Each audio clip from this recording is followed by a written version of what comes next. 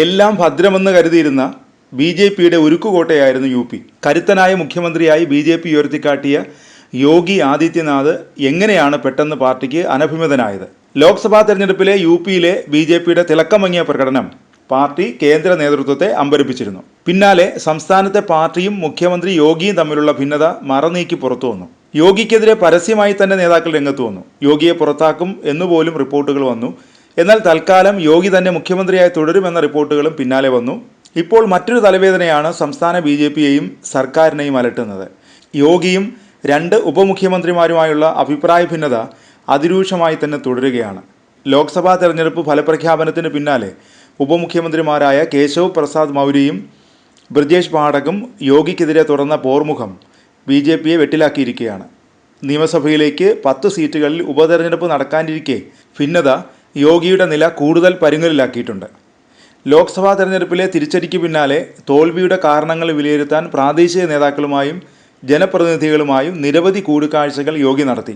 ഇവയിൽ ചില യോഗങ്ങളിൽ നിന്ന് മൗര്യയും ബ്രിജേഷും വിട്ടുനിന്നു. ഇതോടെയാണ് ഭിന്നത മറനീക്കി പുറത്തു വന്നത്. സ്വന്തം മണ്ഡലത്തിൽ നടത്തിയ യോഗത്തിൽ പോലും മൗര്യ പങ്കെടുത്തില്ല. ബ്രിജേഷും സ്വന്തം മണ്ഡലത്തിലെ യോഗത്തിൽ നിന്ന് വിട്ടുനിന്നതോടെയാണ് ഉപമുഖ്യമന്ത്രിമാരും മുഖ്യമന്ത്രിയും തമ്മിലെ ശീതസമരം പുറത്തു വന്നത്. യോഗിയും വിട്ടുകൊടുത്തില്ല. മൗര്യയുടെ രാഷ്ട്രീയ എതിരാളിയും അപ്നാദൾ നേതാവുമായ പല്ലവി പട്ടേലുമായി കൂടിക്കാഴ്ച നടത്തിയാണ് യോഗി മൗര്യയ്ക്ക് മറുപടി നൽകിയത്. ഏറ്റവും ശ്രദ്ധേയം, സംസ്ഥാന ബി.ജെ.പി നേതൃത്വവുമായി 2 ഉപമുഖ്യമന്ത്രിമാർക്കും അഭിപ്രായ വ്യത്യാസമില്ല. യോഗിയുമായി മാത്രമാണ് ഭിന്നതയുള്ളത്. യോഗി തങ്ങളെ വിലകുറച്ച് കാണുന്നതിലാണ് ഇരുവർക്കും അതൃപ്തിയുള്ളത്.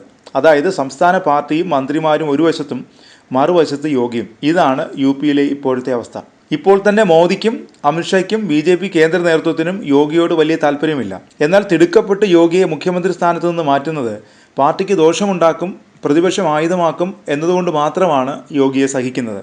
സംസ്ഥാനത്ത് ശക്തമായ സ്വാധീനമുള്ള നേതാക്കൾ തന്നെയാണ് മൗര്യയും ബ്രിജേഷും. ബ്രാഹ്മണ സമുദായാംഗമാണ് മൗര്യ. OBC വിഭാഗമാണ് സംസ്ഥാനത്ത് നിർണായക ശക്തിയെങ്കിലും ബ്രാഹ്മണ സമുദായത്തെ വിലകുറച്ച് കാണാനും കഴിയില്ല. കഴിഞ്ഞ ലോക്സഭാ തെരഞ്ഞെടുപ്പിന് മുന്നോടിയായി മറ്റ് പാർട്ടികളിൽ നിന്ന് ബി.ജെ.പിയിലേക്ക് പുതിയ ആളുകളെ കൊണ്ടുവരാൻ ബ്രിജേഷ് മുന്നിട്ടിറങ്ങിയിരുന്നു. മാത്രമല്ല കേന്ദ്ര നേതൃത്വത്തിനും ഇവർ രണ്ടുപേരും പ്രിയപ്പെട്ടവർ തന്നെയാണ്. സംസ്ഥാനത്ത് തങ്ങളുടെ സ്വാധീനം തെളിയിക്കാനുള്ള ശ്രമത്തിലാണ് ഇരുവരും. ഇനി എന്താണ് യു.പിയിൽ സംഭവിക്കുക? മോദിയുടെ പിൻഗാമിയെന്ന് പോലും വിശേഷിപ്പിച്ച യോഗിക്ക് എന്താണ് സംഭവിച്ചത്? യോഗിയുടെ ഏകാധിപത്യ സമീപനം തന്നെയാണ് തിരിച്ചടിയായത്. യോഗിയുടെ കരുത്ത് തീവ്ര ഹിന്ദുത്വ നിലപാടുകളാണ്. കൻവർ യാത്രയുടെ പാതയിലെ കടയുടെ ബോർഡുകളിൽ ഉടമയുടെ പേര് പ്രദർശിപ്പിക്കണമെന്ന ഉത്തരവിലൂടെ യോഗി തൻ്റെ ആയുധം കൂടുതൽ മൂർച്ച കൂട്ടിയിട്ടുണ്ട്. യോഗിയെ നിയന്ത്രിക്കണമെന്ന ചിന്ത കേന്ദ്ര നേതൃത്വത്തിനും തോന്നിത്തുടങ്ങിയിരിക്കുന്നു. ഇതിനായി ഇടഞ്ഞു നിൽക്കുന്ന 2 ഉപമുഖ്യമന്ത്രിമാർ ഉപയോഗിക്കുമെന്നാണ് വിലയിരുത്തൽ. വരാനിരിക്കുന്ന തെരഞ്ഞെടുപ്പിന് മുമ്പ് തന്നെ പാർട്ടിയിലെ പ്രശ്നങ്ങൾ പരിഹരിച്ചില്ലെങ്കിൽ കാര്യങ്ങൾ കൈവിട്ടുപോകും. ഇലയ്ക്കും മുള്ളിനും കേടില്ലാത്ത വിധം പ്രശ്നങ്ങൾ പരിഹരിക്കാനാവും ബി.ജെ.പി കേന്ദ്ര നേതൃത്വത്തിൻ്റെ നീക്കം.